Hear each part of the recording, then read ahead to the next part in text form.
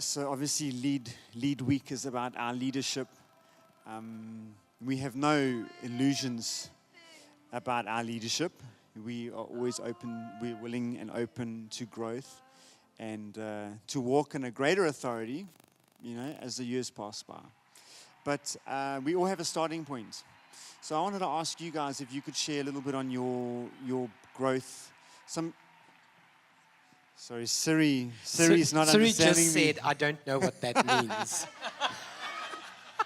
Siri doesn't know the Honestly, we'll be in a meeting and Siri will try involve itself. So I just wanted to ask, what have you found as significant, unexpected growth sources? So experiences, challenges, mistakes, et cetera, through your walk as a leader. Experiences that you've walked through. Thank you. Unexpected growth challenges, great growth opportunities in leadership. So I take note of the people who leave and why. Simply because you can't fix it all, but you'll identify a trend, and then you can perhaps repair the trend. So in an environment of championing everything that's successful, from a personal learning point of view, sometimes listening to negative feedback can be helpful. Do you remember, I think in the staff meeting I had mentioned that I used to make the coffee for everyone? Yeah. And we used to give the coffee away for free, but that's not advisable. But just in case you quote me. But I used to make the coffee for everyone for all 5 services when we were in our previous building. And the reason why I stopped doing it wasn't only because we had moved into a bigger building and there were more locations for coffee. I became rude while making the coffee because of the pressure. So you've got a helper who pours milk, and then you've got someone who loads the coffee for you. So I'm like, hurry up. This is, can you not pour milk? Now you've got a first-time visitor standing there. And then later he finds out that's the pastor, and he's like, and I've got my expediter's hat on. It's like, hurry up. Look, if you can't pour milk, I suggest you go work in the ushering department, please, because I need. And then someone's hearing that. And I just became aware that in my franticness to get sort of restaurant excellence going, I was representing myself as a thorny, aggressive character, and that it was advisable that I not do that anymore. Does that make sense? And so I'm grateful somebody sat me down and said, look, you're coming across as a bit of a jerk, and you need to either change your tone or not be involved in that department. And it's not only pastors who have that problem. Make sense? Over to you two. I'll go first. I think just with our journey, something that has been quite significant is I think everyone wants to live in Cape Town. Cape Town is the best city in the world. We love Cape Town. I can't believe he's saying this, but no, wait. And Stormers. And we've got every church under the sun in Cape Town. Like we've got every big church you can think of has come to Cape Town because everyone wants to be in Cape Town. So for us, we had to really stop and go, you know what, we've looked up at these churches and we've almost tried to model ourselves after them, but now they're here and they're a few kilometers down the road. And if we actually want to stay a significant church and impact our community, we need to figure out who we are as View Church, and we need to own that and not apologize and not try and be a copy of anyone. And I think it was tough, but it was, and of course you'll get your people that leave because now the real thing's here and you've modeled off over it.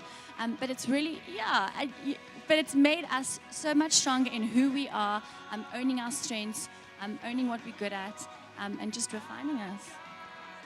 I'm going to sort of shift a bit just on getting great churches into your city. What it does is it actually makes you better. It helps you understand yourself as a leader. So I think, like Dan's saying, and then, of course, if you lift up evangelism in your area, the other churches all get blessed by it.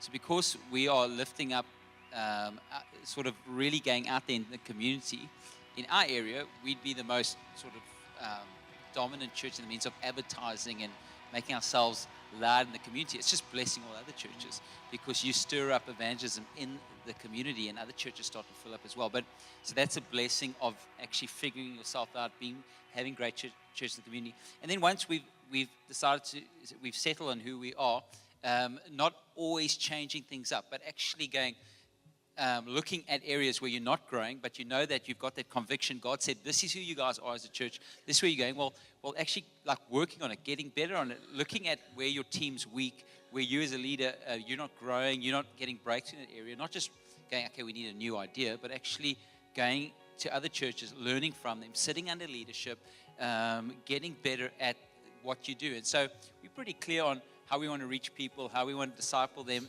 and then how we, of course, want to go out and change our world. And there's areas we got momentum in, there's other areas we haven't, and we need to not be scared of working through those things as leaders and actually saying, no, we're called to this. So I've got a conviction. So I said to Simon, we will build our view groups differently to, for instance, Larry Osborne, who does Sticky Church. But when he speaks about small groups, I'm like, that's amazing. And you're totally right. But there's parts of how he runs it that I don't feel I feel like conviction, how we run it is different to theirs. So yeah, I'm going to take from him. I'm going to get better, but I'm not going to now drift away from what I feel God has spoken to us clearly about. I have to break through. I have to get better. I can't just walk away from certain things. Yeah, I think you've touched on something that's really crucial in all forms of growth, whether church or otherwise, and that is get into the culture of enjoying problem solving. Every person who has a job really has a job because they solve a problem. If they cease solving problems and only start pointing out problems, then they're no longer employable. And so every great idea we've had has come because somebody pointed out a problem. It takes too long to check your kids into kids' church. So solve the problem. Whether that means go technology app where the parent who's been there before just needs to hit a button, whether that means get 6 check-in spots, whether that means have a one-way in, one-way out. Devote your time to solving problems. Don't fear them. I think we grew into our best things because we repeatedly heard that something was a problem. And if you could really be inspired by problem solving as potential and opportunity, you won't see people who bring it up as negative. You'll actually, there's always going to be the person, there's one in every church, you know. And if you can't think of who they are, then the joke is it might be you. But they're going to raise something all the time. But if 4 or 5 people are going, can I just say, it took me 40 minutes to check my kid in. If 2-3 people do something like that, you need to go, hey man, that's a scalable problem that I need to resolve now. Because if one person's told you, 10 haven't. They just decided to be less frequent. And so I really want to just own problem solving as opportunity. So, personal development. Are you the same leader that you were 8 years ago? How important do you think personal development of your leadership is? And if you do think it's important and necessary, are you intentional in any way, or at least aware? Sure. Tough one, because it requires some very honest answers. I wish one of my core team were here to answer the question, but I'll tell you what they would have said. I was at a gathering of pastors, and I took Ryan, who's our COO guy, with, and at some point on the panel they said, could he come up? Which was distressing. Because you don't want the operations guy coming up, because they're going to probably tell the facts. And who needs facts? We need faith here. Don't mess it up with facts. I say we put out 200 chairs on that Easter weekend, and he goes, well, it was 164. Yeah. I'm like, bro. So they said to him, what do you think is one of the biggest reasons why Father's house has grown? I thought, such a good question. I'm so glad I'm not up there. Because what he's going to say is, our worship's quite good, but George, I mean, George can own you give him a mic and he just, the bricks start getting saved. He goes, I feel the church has grown because George has changed. No. And the interviewer doesn't end there. The interviewer goes, sorry, could you unpack that, please?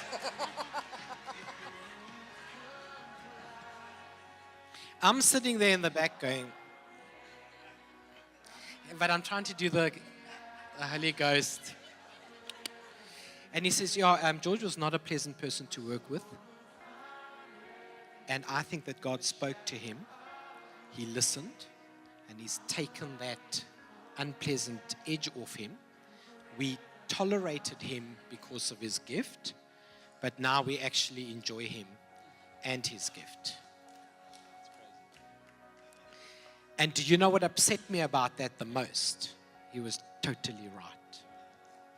A couple of reasons for that. I don't have a wife who would apply corrective surgery as a matter of immediate triage. I mean, how many of you men would know that if corrective surgery is needed by a spouse, it often happens right there at the scene of the crime? And so I don't have that.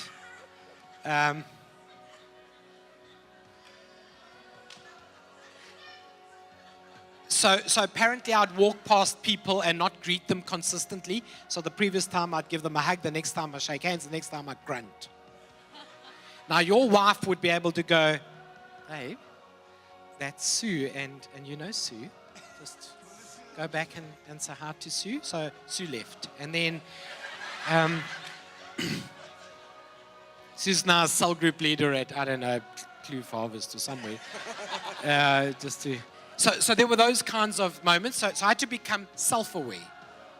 And I had to tone down on how to become a better preacher, studying how to become a better preacher, and make sure that as a person I was also growing and developing and maturing without the traditional support structures creating other support structures. And that just meant close relationships with people I could trust. I've got some people in my life who would do those kinds of things. I have a gym partner, a friend who is highly social to the point of annoyance. He'll meet like some guy at the treadmill and go, where are you from? Pakistan, amazing. Can I have your number? I'm going to take you to all the Pakistani restaurants in our city. And I'm like, he's Pakistani. He knows how to find food. But they're so close, you know. So then we gym together and I'll walk past someone who greets me, hi, Pastor George. And I'll go, hi. And then he'll just come to me and go, there's a little grumpy, you know. Why don't you go and just say hi, take 2 minutes, just take your earphones out your ear and just say hello properly and just, you know. And then, you know, he knows now it's a thing between us. So when I come back to him, he treats me like you do your 8-year-old. Well done, George. You're so good, my boy. Gets so annoyed. I'm going to be brave, and I'm going to say that one of the highest level caps of a church is the personal maturity of the lead person. Because people around you admire you and then duplicate you. So then everybody becomes antisocial. And then we think that's anointing. So I had to really, and then people said to me at one stage, you look awkward around kids, like you're afraid of them. Can we deal with that? And I was a little, I'll be honest. And as a single guy, you're not sure what the breaking strain is of a child, you know. If you trip and fall, do I have to reattach an arm? I don't know. But now I've got this whole culture going where I sit in the service before the service starts and we do selfies with kids. So they come and they give me a big hug and then we do a selfie and I post it and the parents tag. And then, so we've done this whole thing. And for a single guy, it's not the easiest initial step. So I think it's a bigger, why I say it's a tough question is it's a bigger issue than one might realize. And if I can do a T.D. Jakes thing and give you permission to change, you are not defined by a personality trait forever. It's the biggest lie. If I ever got my hands into education in a nation, I would get rid of those tests, those personality tests. Because you are a different person in different seasons of your life. And I hate that a test that evaluated your past becomes your standard that predicts your future. So I've got people walking around going, I'm not good with people. I've got people walking around going, I'm serious and I don't know how to have humor. Because some test told you that on a particular day, that's the mood you were in. And now suddenly God can't shift that. That's absolute rubbish.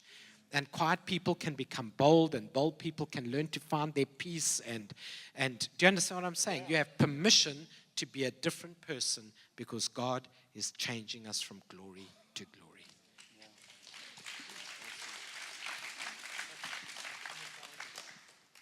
I think as a leader you have to grow continuously. So if you are communicating, grow in your communication. If you are leading teams, if you struggle to, if you're at a level as a coach in the means of in your leadership level where you can coach people and people can shadow you and get onto team, you need, of course, become a multiplier. You need to be able to multiply many coaches who train technicians, people who technically get the job done. So you need to continuously evaluate where you are. But for Leanne and I, we would, of course, be in the multiplying area, and you're working with multipliers, and then they got their different levels. So you have to continuously grow in that. See, I've heard a guy like Chris Hodges says he listens to 15 sermons a week. And he listens for content, but he actually listens to how they say things. He wants to learn how to say things better. I'm thinking, does he listen at double speed? Like, how much time do you have? But so those areas are important. Less soccer. Side note, Arsene Wenger just resigned. Anyway,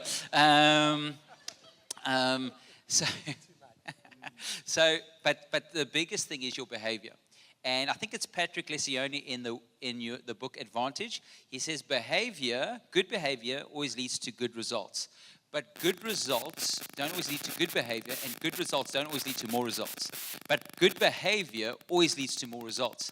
So I think the hardest part and the blessing of being a team is, and just as George said, you're going to have people around you who can actually talk to you about your behavior. So he says in your staff, you should have more accountability around behavior than results. But you need to have accountability around results. But if you want results, you sort out behavior. And so, yeah, I agree. I think for me, I've had to change my behavior. I remember, this is my 18th year at the church. I remember in the first 5 years, most people are disconnected with were in the last term. I was the grumpiest. I would deal with everything like in an angry place, tired, smashed. I would finish youth camp. We had a great camp, and then somebody asked me for this, and I just wanted to kill them. Like, bro, just get out of my face. And so I realized in my last term, I needed to prep for that, and I've grown in that place, in my behavior, and I've learned more about myself. I'm quieter. I speak less, you know what I mean? And I'll walk into meetings and go, Philip, I feel less in love with people today. I'm going to say less. And I'm going to try to get into God's presence sooner so that I can actually fall more in love with Him. But I know that I read myself, but I still need that. Like, it's so funny. We also have this guy used to work for Gary Clark. He's a Brit, and he's so straight. Like, so he does all our operations, and he'll be just like, yeah, like when you did that, it just wasn't wise, eh? I'm like, oh my head. Like, but I need that guy because he'll talk to you about stuff, and he'll do it respectfully. He says, can we talk quickly? This happened and that. I'm sure he wasn't the best thing, but the nice thing is he's British, so we have to do the same thing back to him. But that's where I've realized I need to continuously grow, not only in what I do as a leader, but my behavior has to change. And if you have high accountability around behavior, you will have more results. Yeah, I think just quickly, I think for me, there's been a bit of a shift with stepping into a lead pastor role, and our aim, we really believe God's going to use us to plant many more View churches. And so it's all about empowering people and getting people to do the job. And I think by nature, I could be a little bit controlling. Like, I want to do it myself and do it properly. And I've actually had to learn to go, God wants me to let them do it and help them be better. So that's just a personal thing I've had to work through. And I think, it's been a challenge, but so good. Awesome. So in our staff team, we try and encourage trying something at the risk of making big mistakes. So we'd rather that you make mistakes trying something than you do nothing and look like you're messing nothing up. And how important do you think that freedom, and actually I found it as we've given that freedom to make mistakes, if it was trying to do a great thing and what you're here to do, fantastic, we could even celebrate your mess up. But if you're doing nothing, then we have some problems. But I found even giving that freedom, people are still not very willing to take that level of freedom and go for it. How important do you think it is how valuable is it to lead and have those mistakes on your track and learning from them and et cetera, et cetera? I'd like to withdraw from that question. I haven't got it right. Help us. Help us. Of course, I love George's story. I actually heard about George's story, so it was amazing to hear it. And that's the kind of guy I want to be, who sells everything and gives everything. And that's what I try to stir up in our staff, is let's sell everything and give everything. Because I find that if I'm willing to have that kind of attitude, they feel free. And they'll know I'll take, you know what I mean? If we celebrate together, but if we make a mistake, I'll put my hand up, say we made a mistake. But we actually want you to move. We want you to have a go. We want you to try new things. We want you to look at things a long time and be wise and put strategy in place. But what I try to do when we sort of put new life into our church, because I knew we needed it to get our church moving, who'd been there for a long time, out into the community again. On our team, I say, let's go for this and let's die trying. I even got to the point I said, listen, who would rather keep their jobs doing nothing or lose their jobs trying something? And the whole team said, I'd rather lose my job trying something for Jesus, trying to see as many people saved, trying to see as many people discipled. So we actually stirred up that culture. And it's weird. Guys would run through brick walls. By God's grace, we've all kept our jobs. And there'd be moments where I thought, flip, we're going to lose our jobs. Really, I said it. We're going to, but we don't have the money. You know what I mean? There'd be moments where you're reaching out and there's the finances are struggling. But for me, I want to be a leader who stirs that. Let's do whatever it takes continuously. I don't want to just be at church and feel safe. And it sounds terrible, like me. That's me. I want to be trying. I want to be stepping out. I want to be having a go. And yes, it's scary because you set up events and you go, is anyone actually going to show up at the Christmas market? You know what I mean? We've poured ourselves out. We've got hundreds of volunteers. We've set this place up. Then you go to bed at night going, imagine no one comes. Anyway, but and then we've got all these bowls, and because we try to do it on budget, but bring it to zero. But yeah, I try to stir that up in our team. I just don't want to run a church where guys aren't willing to put everything on the line for the sake of the lost and for the sake of seeing people discipled. And yeah, that's just so the culture creates. But yeah. He will say, let's have a go, like a couple of times in every staff meeting, which is so cool because I think it does create confidence in the younger people that we're raising up. And Andre, I'll do like a wife boast, but he is very good at raising up. He's raised up so many. I think he's fed all the other View churches, like, you know, their young adults pastor, their youth pastor, he's very good at raising people up because he stirs it up. Let's just have a go. Let's just have a go. Give it your everything, but have a go. It's just been great. And then we ask the guys, the rule on staff is they have to just become 1% better every week. So they always ask me, how do you think I did? I said, do you feel that you're 1% better? They say, yeah. I said, well done. That's it. I said, if you do that for 50 weeks, you're going to be 50% better this year. Or I'll ask them, why don't you just be 1 page better? Read 1 page a day. So I just try to create movement in the staff and having a go. That's all. So. You guys, please feel free to answer this because I know that you have a lifetime of observing and experience. But there's this perception that ministry can sometimes come at great expense, and particularly in the family realm. You guys are such a great model of health and life and unity within your marriage. And you're 100% sold out, like you've already said, so you set it up to what you're doing and how God's using you. What's your perception on what should be the outcome of a family and ministry, whoever's doing what? I'm going to let Leanne answer this because she grew up in a family that was sold out. Now, look, I think I've been very blessed in that my parents, they originally started View Church, so they yeah, they've been an amazing example. And even with me now leaving medicine to go full-time to the church, my dad kind of modeled that. So he was a very successful attorney, making lots of money, and by default started running this church and also running his practice.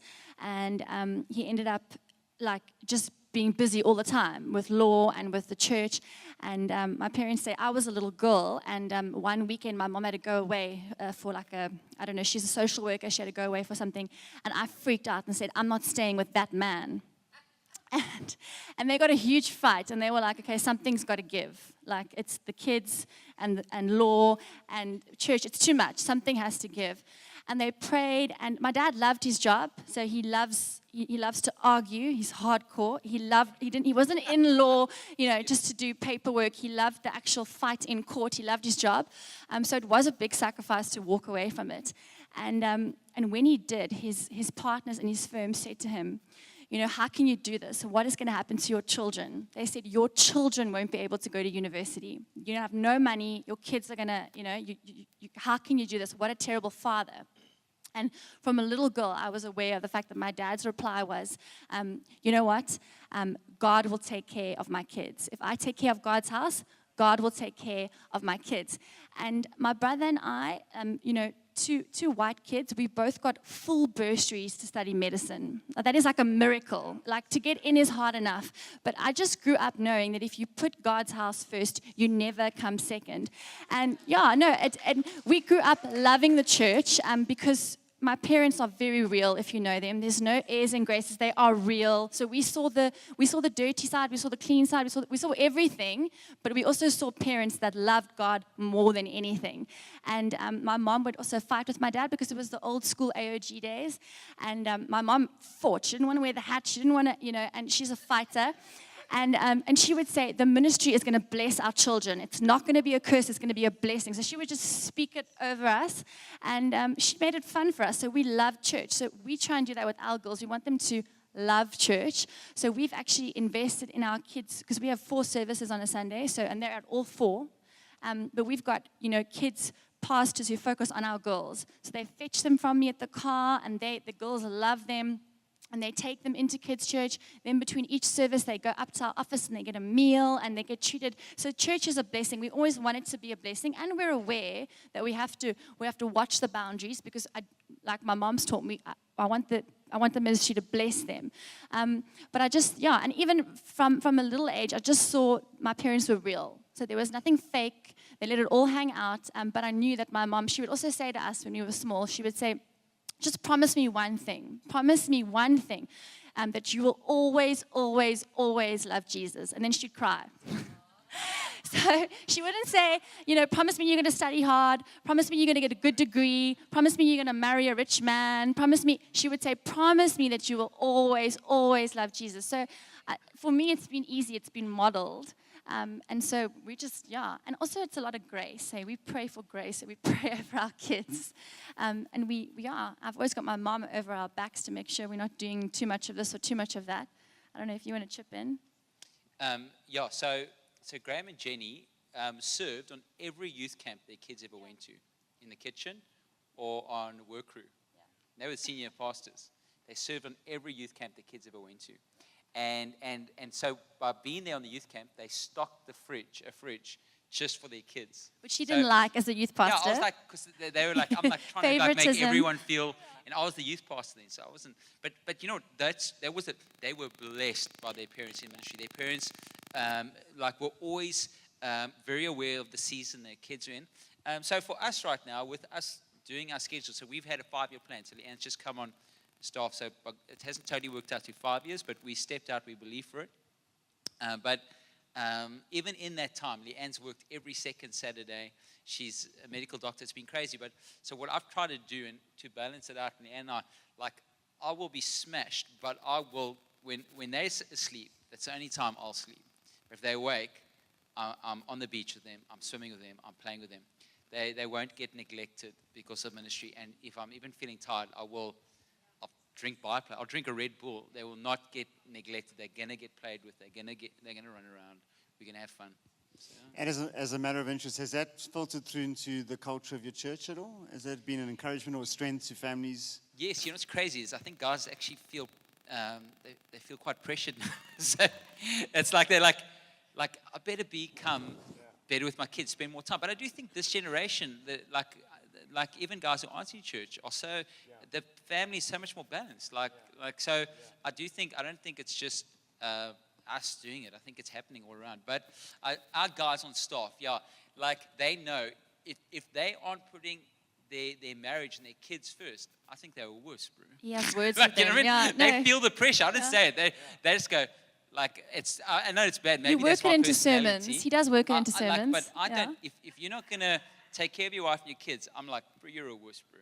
Anyway, and maybe I need to back off because some Australia don't dig me, but I need to watch it. My Shopley got a lot of opinions around this. I need to watch myself. Like, But also, I think what we've got a lot of, I know you made the jokes about the white people, and it is true, like the coffee dates and that, but I think we've managed to stir up a culture where we've got a lot of young families who actually are also bringing their kids for all 3 services, because we do it. And so we try and make it comfortable for their kids, and we're working on it.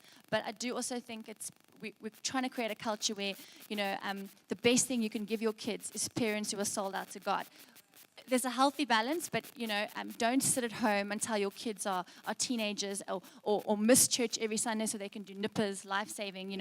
Rather get them in God's house, and that's where the blessing's going to come. So That's great. yeah. That's really great. So we got 5 minutes. Anybody got a question that they want to throw at this panel regarding leadership or church or something you've heard this morning? Anybody? Just all so complete and concise. There's no question. Can you, what's that? I don't know if it's possible, but can you tell us that story about relating to appreciating the diversity of a congregation? Because I just thought it was so empowering about the different race groups. I know that it's difficult to put you on the spot without a 30-minute build-up for that story. I will share that since it's already been brought up in a cool way. I do want to add I don't have the family dynamic at home, but I do think it's important that the same attitude about kids being at church, in church, translates to that's not hard for us, inconvenient for us, or problematic for us. There has to be order, I understand that, but you also have to be wise about how you navigate that your kids are here and we're making this a cool, safe, welcoming environment for kids only. So if all your signage is about it's inconvenient, if all your signage is about there's a service happening and whatever, and it's not done in a way that is either inviting or you haven't made an alternative plan, or the alternative plan is in the same room with the broom and the vacuum cleaner and the whatever, then you're conveying completely the wrong context for family. Is that making sense? And I think that's very, very important. And I've seen some really bad signage on that in churches where I actually take it off before I share with the pastor why it's a bad idea. I just take it off, and then I go to them and I say, Jesus says he's got better things in store for you, and your laminating machine is going to work better next week, and we're going to do something better. So we had a conversation around, just in brief, I won't do the whole dramatic thing. Oh, no, it's too much. No, it's overwhelming. And I nearly got into trouble, Someone out there is going to be like, hey, that guy and the whites, really, does he not know what he is? But we just talked, we talked in our volunteer sign-up. And by the way, a volunteer sign-up on your question last night, the minute we explained to people that by signing up to serve, these needs of theirs will be met, we tripled our volunteer base. When we kept saying sign up because we need 5 ushers, we need 10 people in kids' church, almost never met the goal. But as soon as we said, anyone here looking to find family, community in a smaller context, you're good with your hands, you're good with people, we've got the spot for you. and you talk about what their need is. So we just talked really honestly about the struggle of getting different age groups and particularly cultures to volunteer and get involved in the life of the church. And if you approach each group with that knowledge, it might actually help you sign up more volunteers in better ways. And the coffee joke being referred to here is that when you try to get white people involved or are aiming to get white people involved, there is a process involved. It is an engagement process that starts out with greeting in the foyer, offering them a cup of coffee. Then you exchange numbers, you follow each other on Instagram and Facebook, and you book coffee in a couple of weeks' time. You say, man, let's break bread together. We grab a cup of coffee, you know. You go and grab a cup of coffee, and you just talk generally about life and church and generally try to become buddies, you know. Find out you've got similar aged kids, whatever. Find out which, you know, what sport their kid excels at. If you've really got nothing to do, you go to a sports game and you cheer them on. You have coffee in a couple of weeks. You invite their wife to come along. You have another conversation. And as the weeks and the months go by, you sort of hint at an area in the church. And the usual response will be, my wife and I are just going to pray about it and just seek the Lord and ask the Lord, and we're going to get back to you. And if they're still in your church after a year, then they might consider volunteering, as long as it's, you know, during school term,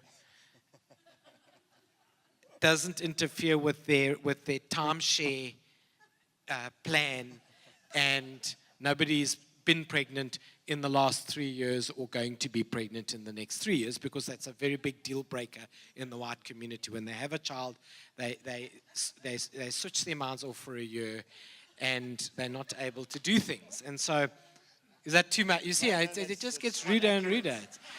You know, they read, like, you're a New Testament Christian until you're pregnant. And then you go into the Old Testament and you quote some scripture about men going to war and taking what war are you, and can I just be clear, what field are you planting right now that you're expecting your potatoes to crop up in the next few months, and for that reason you can't be an usher? I want to be clear why we highlight certain Old Testament scriptures for no good reason. Anyway, that's all wonderful, and once they serve, they will serve very, very faithfully, as long as everything is to their liking. And so, and then you have black people, and the difficulty with black people is that they usually don't push themselves forward. So you kind of have to identify and say, I think you got leadership, I think you got capability, and fan that flame. But when they serve, they get into a meeting, they go, I'm going to sign up to serve. I want you to know that they will serve in that department until you suggest another department. So I've had ushers who were students who are now graduated, the head of corporations, have had 3 children and haven't missed a Sunday usher duty in 10 years.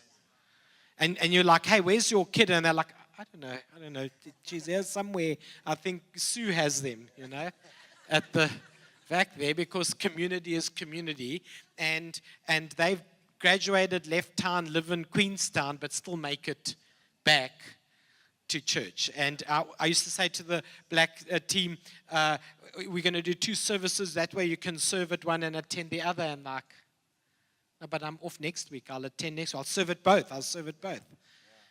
That's why I joke about the white one went missing last night, because I do find they are the ones who AWOL the most. It's like, hey, come back. Sorry, come here with your bell. Ding, ding, ding, ding. Come.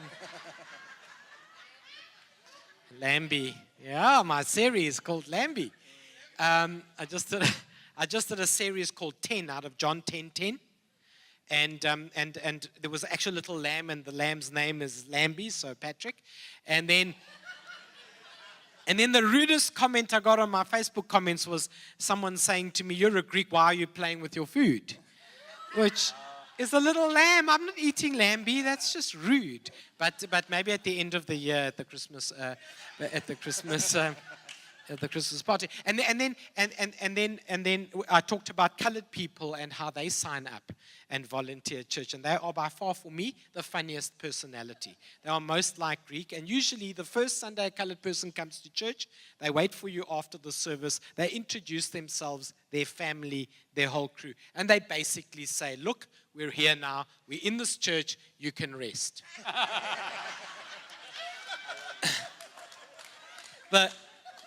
the hard days are over. We can preach. If you need to say, Pastor must take a Sunday off. Pastor can't preach every Sunday. We can preach. My wife and I ran a marriage course in the previous church. We've got alpha material in our bag here now. We can run an alpha course right now. No problem. And both of us, we were on Idols, right there from the first stage. We were on Idols. And they just rejected us because of our hair, but we were on Idols. Definitely we can be on. Amen. And now I'm going to develop an Indian community culture, which I think involves an extensive dinner at the person's home with all the extended family. You're going to meet a nation, I think. I think you're going to meet a nation and you're going to be introduced, and I think it's going to involve, I have a feeling I'm going to eat stuff and there's going to be some sort of a glitter on my face afterwards. I'm not quite sure. How many of you know what I'm talking about? Those meals of various colors, you're not quite sure what the ingredients are, but you rejoice in the Lord always. And again, I say rejoice. I think it's going to go along the lines of just eat, and don't worry if it's offered up to anything. Just eat. It's beautiful. Ask no questions. Hear no gossip. And the reason why I bring that up is you might interpret that a black person isn't interested because they don't push themselves forward, but it's cultural. You might interpret the white guy as being problematic, but it's cultural. And you might interpret the colored person as being pushy, but it's cultural. So find out how you can draw out the best, or else you'll land up only with people that are like you because their method makes sense to you and other people's method is offensive to you, but it doesn't need to be. Does that make sense? And that's why we talk through that conversation. Why don't you give these guys a round of applause? Thank you so much, guys. Thank you.